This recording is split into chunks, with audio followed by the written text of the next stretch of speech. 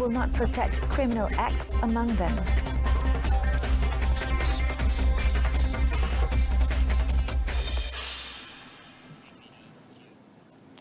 Welcome to Updates at Noon with me, Renee Fong. The Health Ministry will be meeting with the National Security Council to look into the need to reopen child care centres.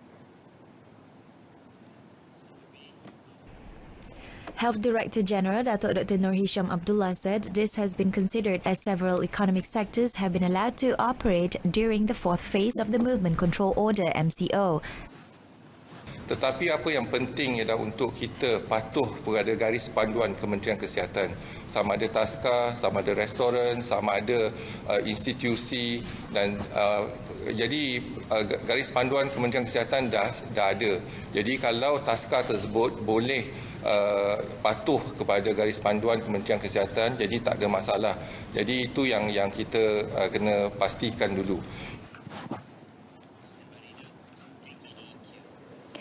On another note, Datuk Dr. Nur Hisham also said that low-risk COVID-19 patients with mild symptoms in Kuala Lumpur Hospital HKL will be transferred to Malaysia Agro Exposition Park MAPS in Serdang.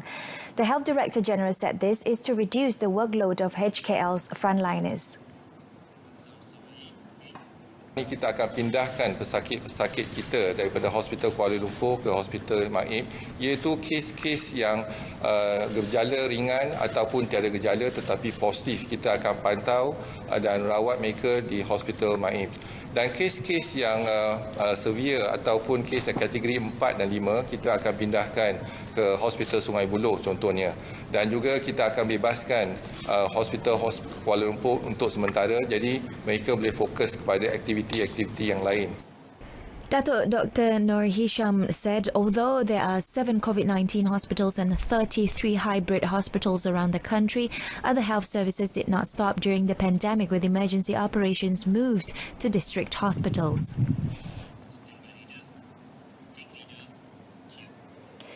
Meanwhile, the Health Ministry will receive 50,000 antigen rapid testing that were bought from South Korea tomorrow. Datuk Dr. Nur Hisham said the ministry will also receive another 100,000 on Saturday. Penggunaan rapid test kit ni kita akan letakkan prioriti kepada Sabah dan Sarawak sebab penggunaan ni mungkin dia boleh dilaksanakan di sana, iaitu dia ada kelebihan dari segi jangka masa yang diambil adalah cepat dan juga dia boleh dilaksanakan di point of care. Tetapi kalau kita lihat dari segi logistik di Sabah dan Sarawak, mungkin dari segi pengangkutan spesimen dan sebagainya. Jadi dengan menggunakan kaedah antigen rapid test kit, kita akan bagi keutamaan kepada Sabah dan Sarawak. Dan juga kita akan tempatkan 2 biosafety kabinet di KLIA yang dua untuk penumpang-penumpang transit contohnya, kita juga boleh laksanakan ujian tersebut. The kit bought from South Korea is able to produce results within 45 minutes. The distribution of the antigen test kit will be done next week. Datuk Dr. Nur Hisham said the ministry will train its personnel to use the kit.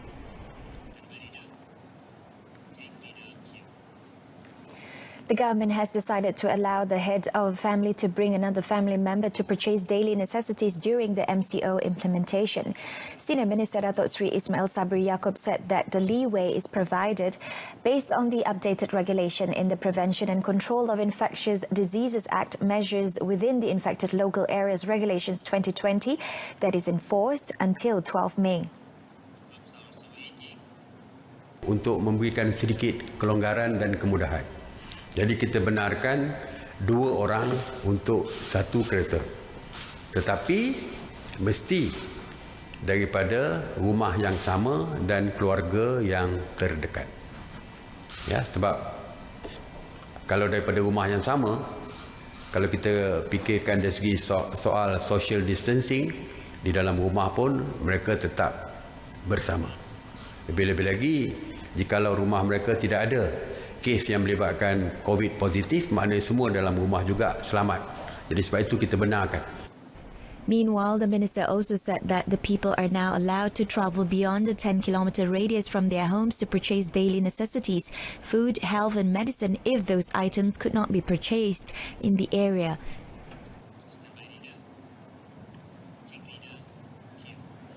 Meanwhile, the senior minister stressed that there were no double standards in conviction and punishments against MCO offenders. He said the government has always been fair to all and the legal action taken was in line with the charges. The senior minister explained that many of the more serious punishment against MCO offenders were not for violating the MCO alone, but also under the penal code, such as obstructing a public servant. Ada yang resist arrest dan sebagainya bila nak ditangkap, bergaduh dengan polis, melawan polis dan sebagainya. Ini menghalang penjawat awam menjalankan tugas. Ada yang melanggar sekatan jalan raya. Kita dengar baru di dalam media sampai anggota polis tu patah kaki dan sebagainya kerana dilanggar oleh mereka yang cuba merempuh sekatan polis. Jadi bermakna yang dipenjara tu bukan hanya PKP. Bukan kerana melanggar SOP, yang dipenjara itu kerana kesalahan lain. Citing the current conviction involving two VVIPs recently, Datuk Sri Ismail Sabri said the duo did not violate the MCO but had instead breached the standard operating procedure SOP during the MCO, such as practicing social distancing. He said this is because the government had already announced that elected representatives can move around to assist the people during the MCO, subject to rules and regulations. He added that the court could have given a lower fine but decided to impose the maximum fine of 1,000 ringgit. The Royal Malaysia Police PDRM have been instructed by the Attorney General's Chamber AGC to charge the police officer who allegedly raped two Mongolian women in a hotel in Petaling Jaya. Bukit Aman Criminal Investigation Department CID Director Datuk Huzair Muhammad in a statement said two investigation papers have been opened for this issue. Datuk Huzair said the first charge was filed yesterday in the Klang Court under Section 13, subsection F of the Anti-Trafficking in Persons and Anti-Smuggling of Migrants Act 2007, a TIPSOM. Well, the second charge will be filed today in the Petaling Jaya Court under Section 376, subsection 2, subsection F of the Penal Code for rape and Section 354 of the same law for sexual assault. He said the decisiveness of the action showed that the PDRM always upheld the law regardless of a person's status and position. He also expressed regret when there was a small group of people who seemed to have questioned the credibility of the PDRM in handling cases involving its personnel. A 30-year-old police officer of the rank of inspector was arrested for the alleged rape of two Mongolian women at a hotel in Petaling Jaya on 11th April, and it was also reported that the police rescued the women from the hotel.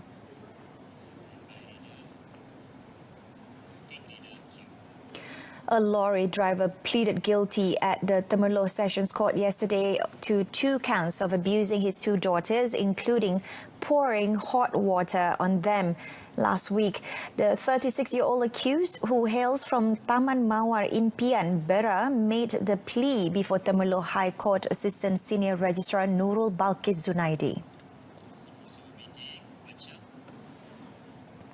He was charged for causing serious injuries to his 9-year-old daughter by pouring hot water on the girl's forehead, who allegedly took place at 8:30 p.m. on 24th April at their house.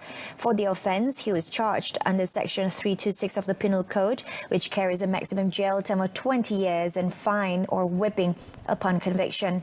He was also charged under Section 31, subsection 1, subsection A of the Child Act 2001 for beating his 8-year-old daughter at the same time and place, which provides a maximum fine of 20,000 ringgit or imprisonment for up to 10 years or both. The court set 3rd June to obtain the victim's medical reports pending sentencing. Police arrested 25 individuals aged between 19 and 37 for violating the MCO by organizing a birthday celebration early yesterday morning. Shah Alam Police Chief ACP Baharuddin Mat Taib in a statement said the arrest was made at an apartment unit in Section 7 Shah Alam. ACP Baharudin said 9 of the detainees tested positive for marijuana. He added that following a search in the apartment unit, the police found and seized a black bag containing 120 grams of compressed dried leaves suspected to be marijuana. The police also seized 6 bottles of liquor, a portable speaker and a microphone. He added that one of the men is wanted by the police to facilitate investigation into a gang robbery case. All suspects are remanded for 4 days and the case is being investigated under Section 22, subsection B of the Prevention and Control of Infectious Diseases Act 1988, Section 269 of the Penal Code and Section 39A, subsection 2 of the Dangerous Drugs Act 1952. Meanwhile, in Johor, police arrested 3 Myanmar nationals in Kulai for breaking into several houses. Kulai Police Chief Superintendent Tok Beng Yo said the arrests made can help solve 10 criminal cases in the district since November 2019. Superintendent Tok said the police seized several items worth about 80,000 ringgit believed to be related to the case. So dalam serbuan yang telah dijalankan oleh pihak polis telah berjaya merampas sejumlah barang kes peralatan pecah rumah, wang tunai, mata wang pelbagai jenis, mata wang asing pelbagai jenis, barang kemas dan juga laptop komputer dan juga beg galas serta pelbagai kunci rumah. All suspects aged between 20 and 32 are remanded for 6 days. Police are also looking for another 2 suspects known as Norjan and Abdullah. The case is investigated under Section 457 of the Penal Code.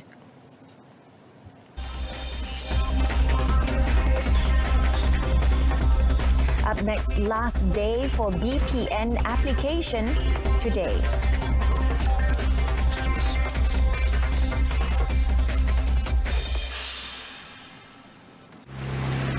Nafas baru untuk negaraku. Hanya kerana pengorbananmu, hari esok mungkin menjadi sejarah baru. Kepada Wira dan Wirawati selera negara, terima kasih.